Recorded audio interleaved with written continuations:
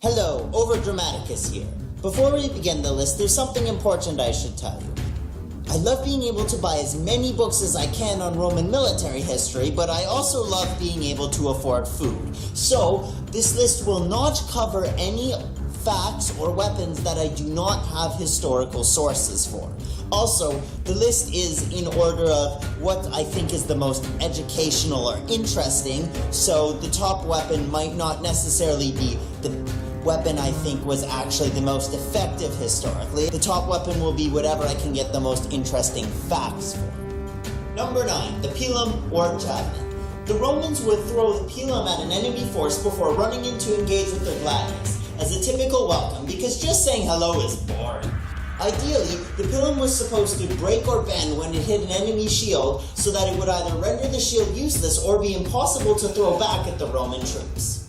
By the way, my pronunciations of classical Latin are terrible, so apologies in advance. Here we have the hasta, a heavy stabbing spear. Here we have the third common type of Roman spear, the lancia, the light stabbing spear. It could also be thrown. This is the plumbitare, which is basically a big dart.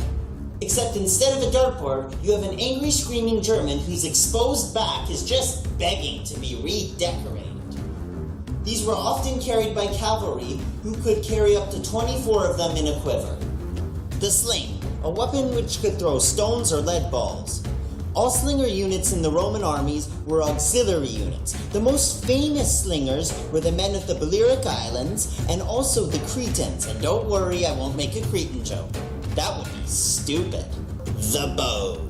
All Roman archers were auxiliaries. Syrian bowmen were particularly highly valued. Ammianus describes fire arrows. These were filled with common oils and then set on fire, and also a particular kind of herb. Care had to be taken when loosing the arrow, because if it was loosed too quickly, the flames would be extinguished. However, once the arrow actually hit a target, it would continue to burn strongly, and pouring water on it, reportedly according to Ammianus, actually made the fire burn stronger. So smothering via earth, dirt, dust, sand was required. Next, the spatha. The spatha was longer than the Roman gladius and would eventually go to replace it in the later empire years. Here we have the pugio. It's very good for stabbing, especially stabbing Julius Caesar, 35 times to be exact. It was the weapon used in the assassination, and you can actually see it on coins of the period, the other side of which displays the face of Brutus, one of the assassins. The pugio had a rib on the side to reinforce the blade for extra strength while thrusting, and had a very distinctive blade which widened in the middle, and the handle was actually made in two parts and could be ivory or bone, bronze or iron, depending on resources and wealth available.